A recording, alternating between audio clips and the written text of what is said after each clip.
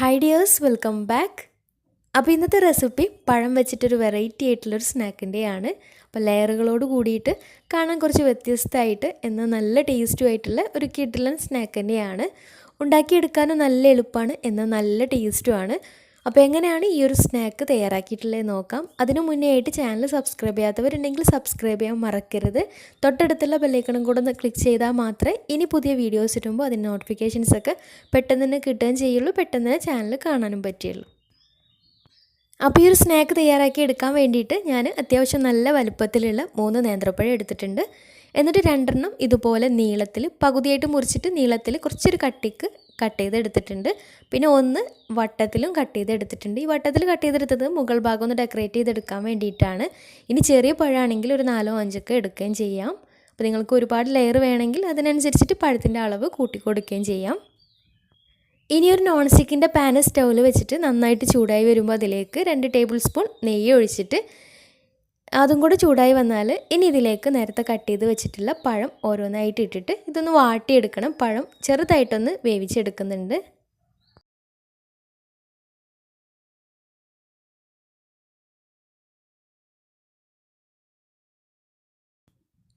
എന്നിട്ട് ഒരു ഭാഗം ഒന്ന് ചെറുതായിട്ട് കളറ് മാറിയാലും മറിച്ചിട്ടിട്ട് 2 ഭാഗം ഒന്ന് ചെറുതായിട്ടൊന്ന് കളറ് മാറ്റിയെടുക്കാം. ഒരുപാട് വെന്ത് കിട്ടണമെന്നൊന്നുമില്ല, കളറൊന്ന് ജസ്റ്റ് മാറി കിട്ടിയാൽ മതിയാവും. ഇതുപോലെ ബാക്കിയുള്ളതും ഇതുപോലെ ഒന്ന് വേവിച്ചെടുക്കാം. വലിയ പാനിലൊക്കെ ആകുമ്പോൾ പെട്ടെന്ന് ഒന്നിച്ച് തന്നെ ഇട്ട് കഴിഞ്ഞാൽ പെട്ടെന്ന് തന്നെ വേവിച്ചെടുക്കുകയും ചെയ്യാം. അപ്പോൾ ഇതുപോലെ ബാക്കിയുള്ളതും ഫ്രൈ ചെയ്തെടുക്കാം. അപ്പോൾ ഇതിവിടെ വെന്ത് വരുന്ന സമയം കൊണ്ട് വേറൊരു പാന് സ്റ്റൗവിൽ വെച്ചിട്ട് നന്നായിട്ട് ചൂടായി വരുമ്പോൾ അതിലേക്ക് 1.5 ടേബിൾ സ്പൂൺ നെയ്യ് ഒഴിച്ചു കൊടുക്കാം. അപ്പോൾ ഇത് സ്നാക്കിലേക്കുള്ള ഫില്ലിങ്സ് റെഡിയാക്കി എടുക്കാൻ വേണ്ടിയിട്ടാണ്. അപ്പോൾ നെയ്യ് നന്നായിട്ട് ചൂടായി വന്നാൽ ഇനി ഇതിലേക്ക് അത്യാവശ്യം വലുപ്പത്തിലുള്ള ഒരു മുറി തേങ്ങ ചിരകിയത് ചേർത്ത് കൊടുക്കാം. കപ്പളവിൽ നോക്കുകയാണെങ്കിൽ ഒരു 2 കപ്പ്, ഏകദേശം ഒരു 2 കപ്പൊക്കെ തേങ്ങ ചിരകിയത് എടുത്തിട്ടുണ്ട്. അപ്പോൾ ഇതുപോലെ കൂടുതൽ ചേർത്ത് കൊടുക്കുകയാണെങ്കിൽ നല്ല ടേസ്റ്റാണ്. അപ്പോൾ തേങ്ങ വറുത്തെടുക്കുന്ന സമയത്ത് തന്നെ ഇതിലേക്ക് മധുരത്തിന് ആവശ്യമായിട്ടുള്ള പഞ്ചസാര ചേർത്ത് കൊടുക്കാം. അപ്പോൾ ഞാനിത് ഏകദേശം ഒരു 4 ടേബിൾ സ്പൂൺ പഞ്ചസാര ചേർത്ത് കൊടുത്തിട്ടുണ്ട്. അപ്പോൾ തേങ്ങ ഒക്കെ ഏകദേശം ആയി വരുന്ന സമയത്ത് ഇനി ഇതിലേക്ക് നല്ലൊരു ഫ്ലേവറിന് വേണ്ടിയിട്ട് ഒരു 1/4 ടീസ്പൂൺ ഏലക്കാപ്പൊടി കൂടി ചേർത്ത് കൊടുക്കാം. ഇനി ഇത് നന്നായിട്ട് ഇളക്കി വേവിച്ചെടുക്കാം. അപ്പോൾ ഏകദേശം ഒന്ന് കളറ് മാറി വരട്ടെ, അതുവരെ നന്നായിട്ട് തന്നെ വേവിച്ചെടുക്കാം.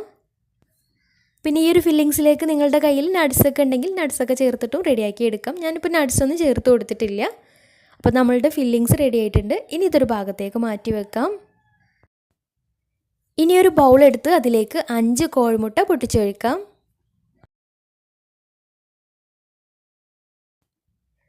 ഇനി ഇതിലേക്ക് മധുരത്തിന് ആവശ്യമായിട്ടുള്ള പഞ്ചസാര ചേർത്ത് കൊടുക്കാം. അപ്പോൾ ഞാൻ ഏകദേശം ഒരു 5 ടേബിൾ സ്പൂൺ പഞ്ചസാര ചേർത്തിട്ട് നന്നായിട്ടൊന്ന് മിക്സാക്കി എടുക്കാം. മിക്സാക്കി എടുക്കുന്ന സമയത്ത് അതിലേക്ക് നല്ലൊരു ഫ്ലേവറിന് വേണ്ടിയിട്ട് 1/2 ടീസ്പൂൺ ഏലക്കാപ്പൊടിയും അതുപോലെ തന്നെ 1 കപ്പ് പാലും കൂടെ ഒഴിച്ചു കൊടുക്കുന്നുണ്ട്. ഇനി ഇവയെല്ലാം കൂടെ നന്നായിട്ട് മിക്സാക്കി എടുക്കണം. അപ്പോൾ ഒരു പഞ്ചസാരയൊക്കെ ഇതിൽ നന്നായിട്ട് തന്നെ അലിഞ്ഞ് കിട്ടണം. അപ്പോൾ ഈ ഒരു മിക്സും റെഡി ആയിട്ടുണ്ട്. ഇനി ഇതൊരു ഭാഗത്തേക്ക് മാറ്റി വെക്കാം. ഇനി ഒരു നോൺ സ്റ്റിക്കിൻ്റെ കടായി സ്റ്റൗവിൽ വെച്ചിട്ട് നന്നായിട്ട് ചൂടായി വരുമ്പോൾ അതിലേക്ക് 1.5 ടേബിൾ സ്പൂൺ നെയ്യ് ഒഴിച്ചു കൊടുക്കാം. നെയ്യൊന്ന് എല്ലാ ഭാഗത്തേക്കും ഒന്ന് ചുറ്റിച്ച് കൊടുത്തതിന് ശേഷം ഇനി ഇതിലേക്ക് നേരത്തെ റെഡിയാക്കി വെച്ചിട്ടുള്ള ബാറ്ററിൽ നിന്ന് പകുതി ഇതിലേക്ക് ഒഴിച്ചു കൊടുക്കാം.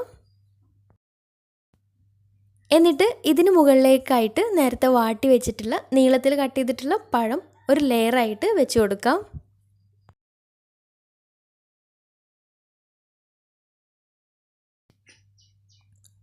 ഇനി ഇത് 2 മിനിറ്റ് ഒന്ന് അടച്ചു വെക്കാം. ലോ ഫ്ലെയിമിൽ വേണം കേട്ടോ ഇനി ചെയ്തെടുക്കാൻ വേണ്ടിയിട്ട്. ഈ ഒരു സമയത്തൊക്കെ ലോ ഫ്ലെയിമിലിട്ടിട്ട് വേണം ചെയ്തെടുക്കാൻ വേണ്ടിയിട്ട്. അപ്പോൾ 2 മിനിറ്റ് കഴിഞ്ഞ് അടപ്പ് തുറന്നതിന് ശേഷം ഇതിലേക്ക് നമ്മൾ നേരത്തെ റെഡിയാക്കി വെച്ചിട്ടുള്ള തേങ്ങയുടെ മിക്സ് ഇതിലേക്ക് ചേർത്ത് കൊടുക്കാം. അതിൻ്റെ മുകളിലായിട്ട് എല്ലാ ഭാഗത്തേക്കൊന്ന് സ്പ്രെഡാക്കിയിട്ട് ഒന്ന് വിതറി കൊടുക്കാം. കുറച്ച് അതിൽ നിന്ന് മാറ്റി വെക്കുന്നുണ്ട് കേട്ടോ, ഏറ്റവും മുകളിലായിട്ട് വിട്ട് കൊടുക്കാൻ വേണ്ടിയിട്ട്. അപ്പോൾ ഇതിലേക്ക് നട്ട്സൊക്കെ ഉണ്ടെങ്കിൽ ഒന്നും കൂടി ടേസ്റ്റ് ആയിരിക്കും. ഇടയ്ക്കൊന്ന് നട്ട്സൊക്കെ കടിക്കുമ്പോൾ നല്ല ടേസ്റ്റ് ആയിരിക്കും. ഞാനിപ്പോൾ നട്ട്സൊന്നും ചേർത്ത് കൊടുത്തിട്ടില്ല. അപ്പോൾ തേങ്ങ എല്ലാ ഭാഗത്തും ഒരുപോലെ സ്പ്രെഡാക്കി കൊടുക്കണം. എന്നിട്ട് ഈ തേങ്ങയുടെ മുകളിൽ ബാക്കി വന്നിട്ടുള്ള പഴം ഇതുപോലെ ഒന്ന് നിരത്തി വെച്ച് കൊടുക്കാം.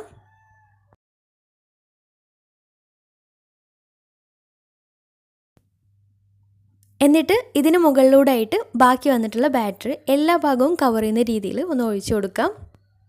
അപ്പോൾ ഒഴിച്ചു കൊടുക്കുന്ന സമയത്ത് ആദ്യം സൈഡിലൂടെ ഒഴിച്ചു കൊടുക്കുമ്പോൾ സൈഡ് ഭാഗമൊക്കെ നല്ലൊരു ഫിനിഷിങ്ങും കിട്ടും. ഇനി ഇതിന് മുകളിൽ കുറച്ച് മാറ്റി വെച്ചിട്ടുണ്ടായിരുന്നല്ലോ നേരത്തെ തേങ്ങയുടെ മിക്സ്, അപ്പോൾ അതൊന്ന് മുകൾ ഭാഗത്തൊന്ന് വിതറി കൊടുക്കുന്നുണ്ട്.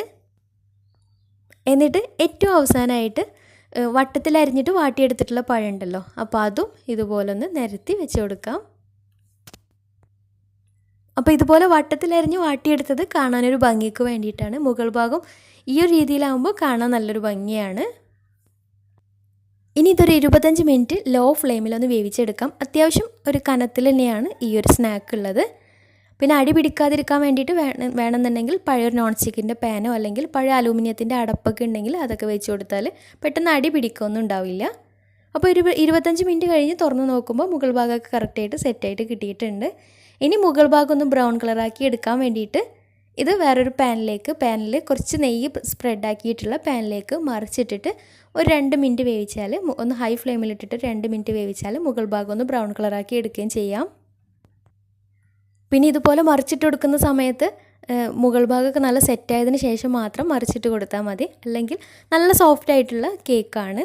അപ്പോൾ മറിച്ചിട്ട് കൊടുക്കുന്ന സമയത്ത് കറക്റ്റായിട്ട് കിട്ടുന്നുണ്ടാവില്ല.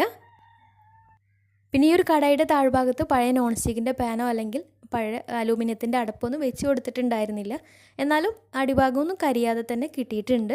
എന്നാലും ഒരു സേഫ്റ്റിക്ക് വേണ്ടിയിട്ട് വെച്ച് കൊടുക്കുകയാണ് നല്ലത്. കാരണം നല്ല സോഫ്റ്റ് ആയിട്ടുള്ള തിന്നായിട്ടുള്ള ലെയറില്ല, അപ്പോൾ വെച്ച് കൊടുത്താൽ പെട്ടെന്ന് അടി പിടിക്കാതെ തന്നെ കറക്റ്റായിട്ട് കിട്ടുകയും ചെയ്യും. അപ്പോൾ നിങ്ങൾ വെക്കുന്ന സമയത്ത് അങ്ങനെ ശ്രദ്ധിച്ചാൽ ഒന്നും കൂടെ നന്നായിരിക്കും. അപ്പോൾ നല്ല ടേസ്റ്റി ആയിട്ടുള്ള സ്നാക്കാണ്. നല്ല സെറ്റായിട്ട് നല്ല കറക്റ്റായിട്ട് തന്നെ നന്നായിട്ട് തന്നെ കട്ട് ചെയ്തെടുക്കാൻ, നല്ല കറക്റ്റിൽ കട്ട് ചെയ്തെടുക്കാനൊക്കെ പറ്റുകയും ചെയ്യും. നല്ല ടേസ്റ്റി ആയിട്ടുള്ള സ്നാക്ക് തന്നെയാണ്. പിന്നെ ഇതിലേക്ക് പഴം എടുക്കുമ്പോൾ ഒരുപാട് പഴുപ്പ് കൂടിയ പഴം എടുക്കാത്തതാവും നന്നാവുക. എടുത്തെന്ന് വെച്ചിട്ട് കുഴപ്പമൊന്നുമില്ല, പക്ഷെ ഒരുപാട് പഴുപ്പ് കൂടിയതിനേക്കാളും കറക്റ്റ് പാകത്തിലുള്ള പഴുപ്പുള്ള പഴം എടുക്കുകയാണെങ്കിൽ ഒന്നും കൂടെ നല്ലതായിരിക്കും. അപ്പോൾ ആ ഒരു കറക്റ്റ് ടേസ്റ്റും കറക്റ്റ് സ്ട്രക്ചറും കിട്ടുകയും ചെയ്യും. പിന്നെ പാല് ചേർത്ത് കൊടുക്കാതെ മുട്ട മാത്രമായിട്ടും ചെയ്തെടുക്കാം. അപ്പം മുട്ടയുടെ അളവ് കൂട്ടി കൊടുത്താലും മതിയാവും. ഇഷ്ടമുള്ള രീതിയിൽ ചെയ്തെടുക്കാം. തേങ്ങാപ്പാലൊന്നും യൂസ് ചെയ്യരുത്. തേങ്ങാപ്പാൽ ഇതിലേക്ക് കുറച്ച് വെള്ളം പോലെ ഇരിക്കും. അപ്പോൾ തേങ്ങാപ്പാൽ പറ്റില്ല. തേങ്ങാപ്പാൽ ചേർക്കാതെ പാല് ചേർത്തിട്ട് തന്നെ ചെയ്തെടുക്കാം. പാല് ചേർത്തിട്ടില്ലെങ്കിൽ മുട്ടയുടെ അളവ് കുറച്ച് കൂടുതൽ കൂട്ടി കൊടുത്താലും മതിയാവും. അപ്പോൾ എന്തായാലും ചെയ്ത് നോക്കുക. എന്നിട്ട് നിങ്ങളുടെ ഫീഡ്ബാക്ക്സ് താഴെ കമൻറ്റ് ബോക്സിൽ അറിയിക്കാൻ മറക്കരുത്. അപ്പോൾ ഇന്നത്തെ വീഡിയോ ഇഷ്ടമായെന്ന് വിചാരിക്കുന്നു. ഇഷ്ടമായെങ്കിൽ ലൈക്ക് ചെയ്യുക, ഫ്രണ്ട്സ് റിലേറ്റീവ്സിനൊക്കെ ഒന്ന് ഷെയർ ചെയ്യുകയും ചെയ്യുക. ഇഷ്ടമായിട്ടില്ലെങ്കിൽ ഡിസ്ലൈക്ക് ചെയ്യുകയും ചെയ്യാം, കുഴപ്പമൊന്നുമില്ല. അപ്പോൾ നല്ല അടിപൊളി സ്നാക്കുമായി വീണ്ടും വരാം. അതുവരെ take care, bye, thank U.